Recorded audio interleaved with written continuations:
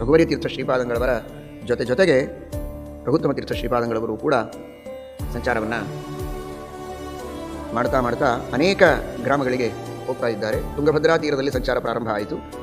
ಅಲ್ಲಿ ಬೆದಗಪುರ ಆನೆಗುಂದಿ ಕ್ಷೇತ್ರ ಅಲ್ಲಿ ಬಂದಿದ್ದಾರೆ. ಅಷ್ಟೊತ್ತಿಗೆ ಸ್ವಲ್ಪ ದೇಹಕ್ಕೆ ಆಯಾಸ ಅನಿಸಿದೆ ರಘುವರಿ ತೀರ್ಥ ಶ್ರೀಪಾದಂಗಳವರಿಗೆ. ಆಗ ರಘುವರಿ ತೀರ್ಥ ಶ್ರೀಪಾದಂಗಳವರು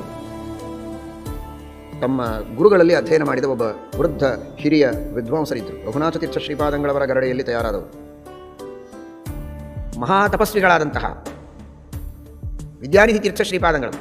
ಅವರ ಪರಮಾನುಗ್ರಹದಿಂದ ಶೇಷಾದ್ರಿಗಳು ಅಂತ ಆ ವಿದ್ಯಾನಿಧಿ ತೀರ್ಥ ಹೇಗೆ ರಘುವರಿಯರ ಅನುಗ್ರಹದಿಂದ ರಘುತ್ತಮರ ಅವತಾರ ಆಯಿತೋ ಹಾಗೆ ಆ ವಿದ್ಯಾನಿಧಿಗಳ ಅನುಗ್ರಹದಿಂದ ಶೇಷಾದ್ರಿಗಳಲ್ಲಿ ಹುಟ್ಟಿದಂತಹ ಮಹಾನುಭಾವರೇ ವರದರಾಜಾಚಾರ್ಯರು ಅಂತ ಟಿಪ್ಪಣಿಕಾರರು, ದೊಡ್ಡ ಟಿಪ್ಪಣಿಕಾರರು. ರಘುನಾಥ ತೀರ್ಥ ಶ್ರೀಪಾದಂಗಳವರಿಂದ ಆದ್ಯ ಎಂಬ ಬಿರುದನ್ನು ಪಡೆದವರು. ಮಹಾನುಭಾವರಾದ ಜಗನ್ಮಾನ್ಯರಾಗಿರತಕ್ಕಂತಹ ವ್ಯಾಸರಾಜರು ಆ ನ್ಯಾಯಾಮೃತ ಗ್ರಂಥವನ್ನು ರಚನೆ ಮಾಡಿ ಕಾರ್ಪರ ಕ್ಷೇತ್ರದಲ್ಲಿ ರಘುನಾಥ ತೀರ್ಥ ಶ್ರೀಪಾದಂಗಳವರಿರುವಾಗ ಶ್ರೀಪಾದರಾಜರು, ವ್ಯಾಸರಾಜರು, ರಘುನಾಥ ತೀರ್ಥರು ಎಲ್ಲರೂ ಒಂದು ಕಡೆಗೆ ಸೇರ್ತಾರೆ. ಏನದು ಅದ್ಭುತವಾದಂತಹ ತ್ರಿವೇಣಿ ಸಂಗಮ! ಎಂತೆಂತಹ ಜ್ಞಾನಿ! ತ್ರಯಸ್ತ್ರೇತಾಗ್ನಿ ವರ್ಚಸ, 3 ಅಗ್ನಿಗಳಿದ್ದಂತೆ ಅಂತಹ ಮಹಾಜ್ಞಾನಿಗಳೆಲ್ಲ ಒಂದು ಕಡೆಗೆ ಸೇರಿದಾಗ ಈ ಯುವ ವಿದ್ವಾಂಸರು ಆಗ ವರದರಾಜಾಚಾರ್ಯರು, ರಘುನಾಥ ತೀರ್ಥ ಶ್ರೀಪಾದಂಗಳವರಲ್ಲಿ ಅದೇ ಅಧ್ಯಯನ ಮಾಡಿದ ಯುವ ವಿದ್ವಾಂಸರು ರಘುನಾಥ ತೀರ್ಥರ ಅನುಗ್ರಹದಿಂದ, ವ್ಯಾಸರಾಜರ ಪರಿಪೂರ್ಣವಾದ ಅನುಗ್ರಹದಿಂದ, ಶ್ರೀಪಾದರಾಜರ ಅನುಗ್ರಹದಿಂದ ಆ ನ್ಯಾಯಾಮೃತ ಗ್ರಂಥವನ್ನು ಅಭ್ಯಾಸ ಮಾಡಿ ಅದನ್ನು ಅರ್ಥ ಮಾಡಿಕೊಂಡು ವ್ಯಾಸರಾಜರು ರಚನೆ ಮಾಡಿದ ಗ್ರಂಥವನ್ನು ಅಧ್ಯಯನ ಮಾಡಿ ಆ ವ್ಯಾಸರಾಜರು ಆದೇಶ ಮಾಡಿದಂತೆ ರಘುನಾಥ ತೀರ್ಥರು ಶ್ರೀಪಾದರಾಜರು ಆದೇಶ ಮಾಡಿದ ರೀತಿಯಲ್ಲಿ ಆ ನ್ಯಾಯಾಮೃತದಲ್ಲಿ ಬರುವಂತಹ ಪ್ರಮೇಯಗಳು ಹೇಗೆ ಟೀಕಾಕೃತ್ಪಾದರ ಗ್ರಂಥಗಳಲ್ಲಿ ಅಡಕವಾಗಿದೆ, ಶ್ರೀಮದಾಚಾರ್ಯರ ಗ್ರಂಥಗಳಲ್ಲಿ ಅಡಕವಾಗಿದೆ ಎನ್ನುವುದನ್ನು ತೋರಿಸಿಕೊಡ್ತಾರೆ ವರದರಾಜಾಚಾರ್ಯರು.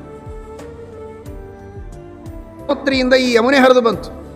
ಇದನ್ನು ತೋರಿಸುವ ಕಾರ್ಯವನ್ನು ವರದರಾಜಾಚಾರ್ಯರು ಮಾಡಿದಾಗ ವ್ಯಾಸರಾಜರಿಗೆ ಎಲ್ಲಿಲ್ಲದ ಸಂತೋಷ.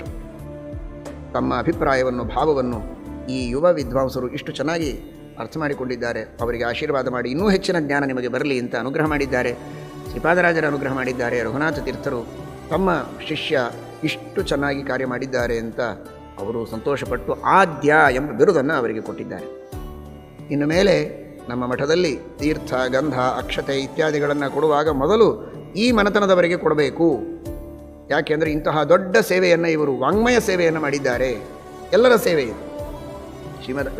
ವೇದವ್ಯಾಸದೇವರು, ಶ್ರೀಮದಾಚಾರ್ಯರು, ಟೀಕಾಕೃತ್ಪಾದರು ಹಾಗೂ ರಘುನಾಥ ತೀರ್ಥ ಶ್ರೀಪಾದಂಗಳವರು, ಶ್ರೀಪಾದರಾಜರು, ವ್ಯಾಸರಾಜರು ಇವರೆಲ್ಲರ ಸೇವೆಯನ್ನು ಮಾಡಿದ್ದಾರೆ ಅನ್ನೋದಕ್ಕೋಸ್ಕರ ಇವರಿಗೆ ಆದ್ಯ ಎಂಬ ಬಿರುದನ್ನು ನಾವು ಕೊಡ್ತಾ ಇದ್ದೇವೆ ಅಂತ ಇವತ್ತಿಗೂ ಆದ್ಯ ಮನತನ ಇದೆ. ಇಂತಹ ಒಂದು ವಿಶಿಷ್ಟವಾದ ಆ ಪಾಂಡಿತ್ಯವನ್ನು ಪಡೆದವರು ವರದರಾಜಾಚಾರ್ಯರು ಅಂತ. ಆ ವರದರಾಜಾಚಾರ್ಯರಿಗೆ ಹೇಳಿ ಕಳಿಸಿದ್ದಾರೆ ಆದೇಶವನ್ನು. ರಘುವರಿ ತೀರ್ಥ ಶ್ರೀಪಾದಂಗಳವರು ನಮಗೆ ದೇಹಾಲಸ್ಯವಾಗ್ತಾ ಇದೆ, ನೀವು ಬೇಗ ಬರಬೇಕು ಅಂತ. ಆಗಿನ ಕಾಲದ ಬೇಗ ಅಂತಂದರೆ ಎಷ್ಟೇ ಬೇಗ ಅಂದರೂ ಚಕ್ಕಡಿಯಲ್ಲಿ ಬರಬೇಕು. ಬಂದಿದ್ದಾರೆ, ಆನೆಗುಂದಿಗೆ ಬಂದಿದ್ದಾರೆ, ರಘುವರಿ ತೀರ್ಥರ ದರ್ಶನ ಮಾಡಿದ್ದಾರೆ. ರಘುವರಿ ತೀರ್ಥರು ಹೇಳಿದರು, ನಿಮಗೋಸ್ಕರ ಕಾಯ್ತಾ ಇದ್ವಿ. ಯತಿಗಳಿದ್ದಾರೆ, ಪುಟ್ಟ ಯತಿಗಳು, ಬಾಲ ಯತಿಗಳು. ತತ್ವಪ್ರಕಾಶಿಕಾ ಗ್ರಂಥದವರೆಗೆ ಅವರಿಗೆ ಪಾಠ ಆಗಿದೆ. ಮಹಾಭಾರತ ತಾತ್ಪರ್ಯ ನಿರ್ಣಯ ಎಲ್ಲ ಅವರಿಗೆ ಮುಖೋದ್ಗತ. ಸುಧಾ ಗ್ರಂಥದ ಪಾಠ ಮುಂದೆ ಆಗಬೇಕು. ನಮ್ಮ ರಘುನಾಥ ತೀರ್ಥರ ಮುಖಕಮಲದಿಂದ ನೀವು ಶ್ರವಣ ಮಾಡಿದವರು, ನೀವು ಅವರ ಎದುರಿನಲ್ಲಿ ಶ್ರೀಮನ್ಯಾಯ ಸುಧಾ ಗ್ರಂಥದ ಪಾಠವನ್ನು ಹೇಳಬೇಕು, ಅನುವಾದ ಮಾಡಬೇಕು. ಅವರಿಗೆ ನೀವು ಆ ಸಂಸ್ಥಾನದ ಗೌರವಕ್ಕೆ ತಕ್ಕಂತೆ ಯಾವುದೇ ಚ್ಯುತಿ ಬರದೇ ಇದ್ದ ಹಾಗೆ ನೀವು ಪಾಠವನ್ನು ಮಾಡಬೇಕು ಎಂಬುದಾಗಿ ತಿಳಿಸಿದ್ದಾರೆ. ಇದು ದೊಡ್ಡ ಭಾಗ್ಯ. ಊರ್ಧ್ವರೇತಸ್ಸು ಚ ಶಬ್ದೇಹಿ ಎಂಬುದಾಗಿ ತಿಳಿಸಿದಂತೆ ದೊಡ್ಡ ಭಾಗ್ಯ ಇದು.